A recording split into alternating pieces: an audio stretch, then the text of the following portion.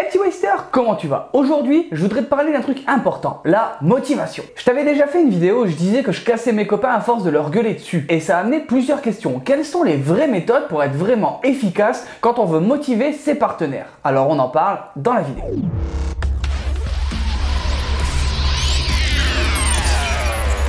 Parce que oui, ça peut arriver, dans un jour de folie physique, tu peux finir le WOD avant les autres.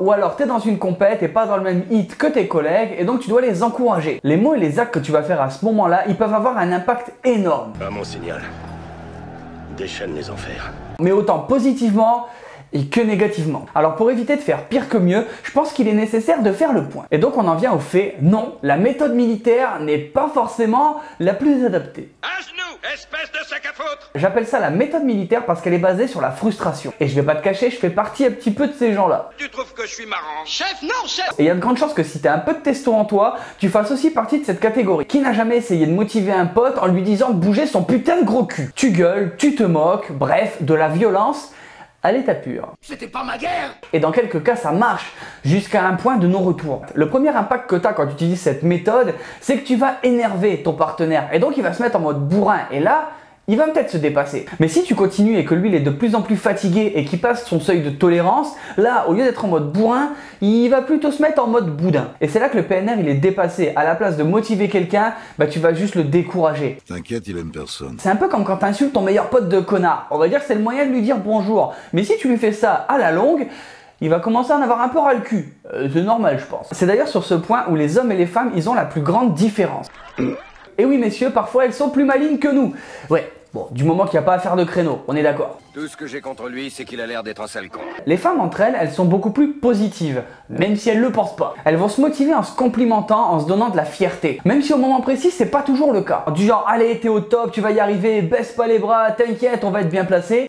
Faux!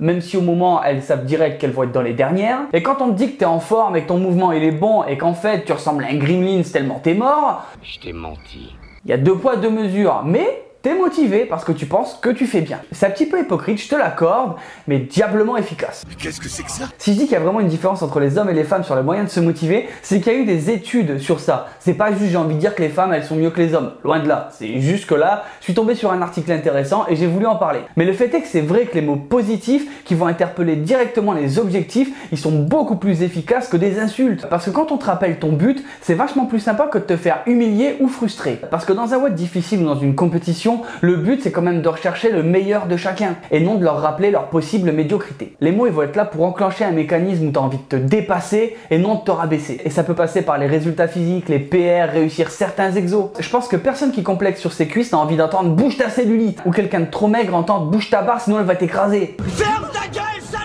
Le physique, c'est une des choses les plus inefficaces sur lesquelles s'attaquer si on veut motiver quelqu'un. Parce que quoi qu'on fasse à ce moment T, ton physique il changera pas instantanément. Ça va être la résultante à moyen et long terme de ton travail, alors c'est inutile de mettre ton doigt dessus pour faire mal. Ça aura aucun impact de positif. Alors que tu sois un homme, une femme ou même un coach, oublie pas l'impact que les mots peuvent avoir sur celui qui les reçoit. Alors réfléchis avant de parler et tu verras que tu pourras devenir un allié de poids plutôt qu'un élément perturbateur de performance. Bon alors et toi c'est quoi ta méthode pour motiver tes partenaires? Tu peux le dire en commentaire comme ça on pourra en parler. En attendant la vidéo elle est terminée. Si t'es pas un dalleux, laisse un pouce bleu, abonne-toi. Si tu veux rejoindre la team et voir un petit peu plus de l'envers du décor, n'hésite pas à me rejoindre sur Instagram et Facebook. Les liens ils sont en description comme d'habitude. Si tu veux soutenir les projets Waste et porter les couleurs de la team, n'hésite pas, il y a le store aussi en description. Et nous on se retrouve chaque mardi et vendredi pour une prochaine vidéo. Ciao ciao.